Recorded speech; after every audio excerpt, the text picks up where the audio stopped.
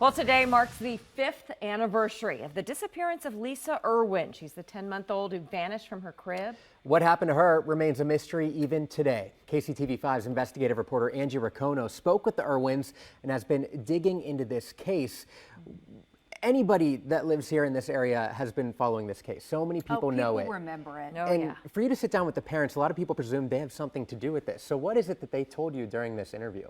They were very honest and said that they passed a lie detector test, and what they think is that someone kidnapped and then sold their daughter. And just to review what actually happened 5 years ago is that the dad came home from work around 4 in the morning and discovered that Lisa was not in her crib. So that prompted this massive investigation.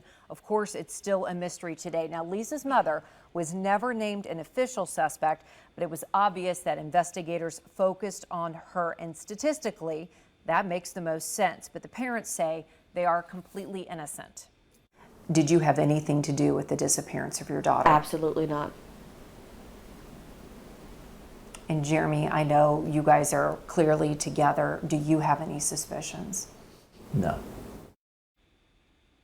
So, Wow. I mean, they answer a lot of tough questions throughout the interview. What do police tell you about what they're saying? Do they buy it? They say this is an open investigation, that there has been 543 tips in this case. And what we want to do is show you some of the pictures of Lisa and what she would look like today.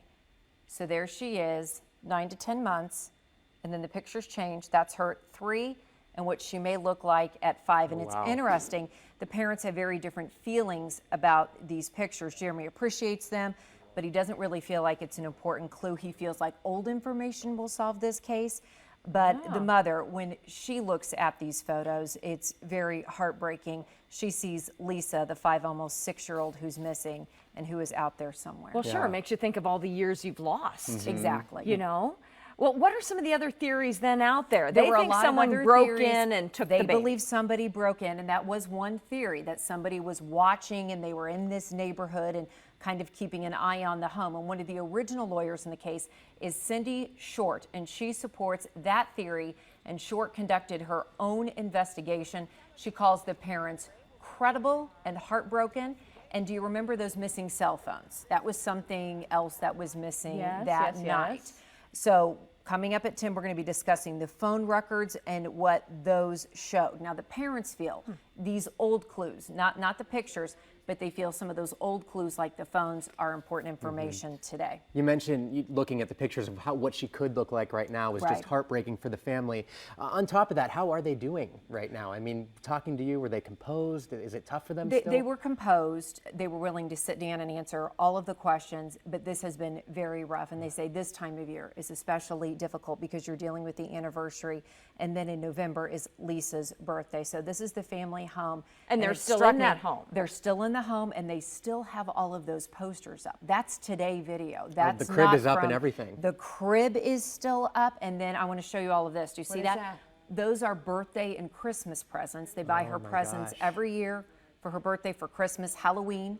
She's going to go as something from Frozen. So they say this has kind of been the therapy for the family. They still buy her presents. They still They count include on her coming They home and count on saying, her "This is coming what we got home." you for this Yes, Christmas. they have not given up hope at all. And speaking of not giving up hope, I guess that comes along with tips. There's a hotline. There's what do still they a want tips to happen? hotline. They're hoping that on this 5-year anniversary, this will raise awareness and somebody will reach out with information. So we have been posting the tips hotline on our Facebook page so people can, of course, contact investigators. And we have had a lot of response from people on social media. And of course, we want to remind everyone to please be sensitive. This is a young girl who is missing.